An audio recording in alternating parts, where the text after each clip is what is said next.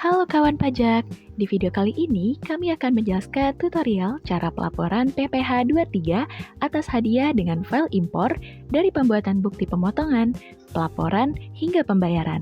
Step pertama, login dengan menggunakan NIK atau NPWP 16 digit orang pribadi kawan pajak, kemudian isi password akun dan juga kode keamanan. Untuk membuat bukti pemotongan, kawan pajak dapat membuka menu eBupot, kemudian pilih BPPU. Karena pada tutorial ini menggunakan file impor, maka kawan pajak tidak perlu memilih menu Create eBupot, melainkan menggunakan menu XML Upload.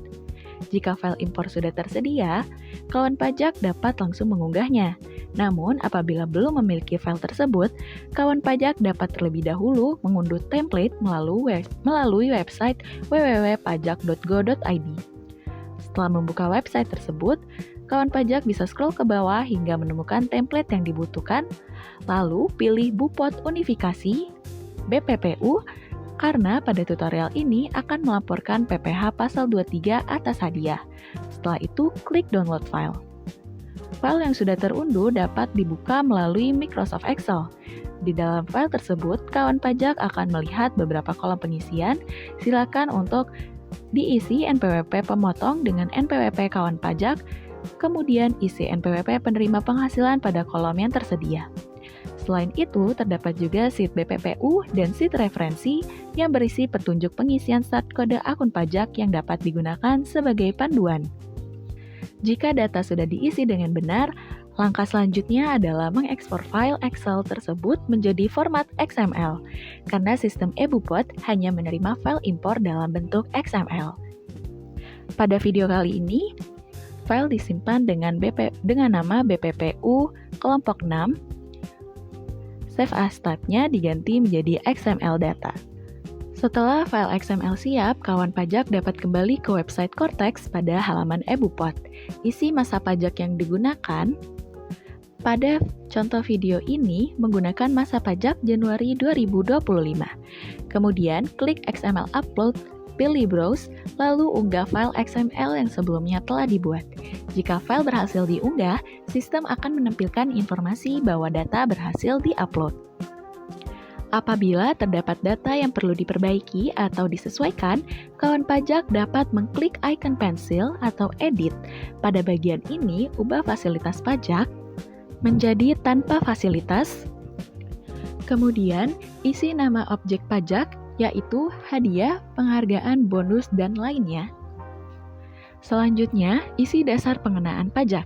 Pada video ini, pengenaan pajak sebesar 10 juta. Sedangkan tarif pajak biasanya akan terisi otomatis oleh sistem. Jika seluruh data sudah sesuai, klik Submit untuk memperbarui data. Pada tahap ini, data bukti potong masih belum terbit. Untuk menerbitkannya, kawan pajak perlu mencentang seluruh data, kemudian klik terbitkan. Setelah itu akan muncul pop-up, sign dokumen, lalu masukkan kata sandi penandatanganan, dan klik konfirmasi tanda tangan.